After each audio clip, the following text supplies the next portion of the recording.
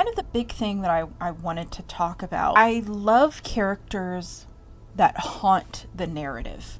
Characters that are dead at the start or in some way gone at the start, and they just sort of haunt the narrative. And obviously Alt is a huge thing of that there. That's part of why I love Cyberpunk so much. Alt haunts the narrative. Before you know she's going to come up at the Black Wall, before you know there's some deity version of her that you're going to end up working with, Alt is the thing that haunts the narrative. What happened to Alt, I feel like, it centers this event, the events of this game, in a way that, like, because who knows if Johnny would have been pushed to the point of blowing up the tower without Alt's death. Or maybe without Alt's death, he would have been more clear-headed about it at least, and actually maybe accomplish something. Without Alt's death, maybe Johnny's death wish wouldn't have tangled with that rebellion in a way, and maybe he'd be a person who was alive, who was saying something real. We don't know. So Alt haunts the narrative in that way. Rogue is there, and Rogue sees it.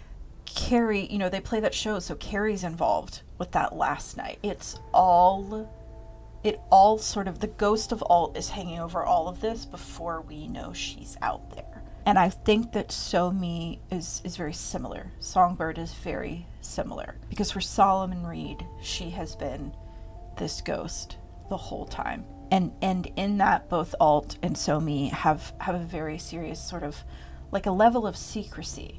That, of course, it involves manipulation, but it's not just about the manipulation. We don't really concretely know, like, what Alt's plans for Soulkiller was, or something I love thinking about is, how does she create it? Does she stumble upon the idea? Is it something she sits down one day and she wants to do it? What was the thing that made Alt go, I'm doing this? What were Alt's feelings when she got found out? How long does it take So-Mi to realize what exactly is being done to her by the NUSA and by Myers? As she's losing her memories, is she actively cognizant of it happening? Or is it just those moments like she talks to you and she says, I realize I can't remember the sound of my mother's voice.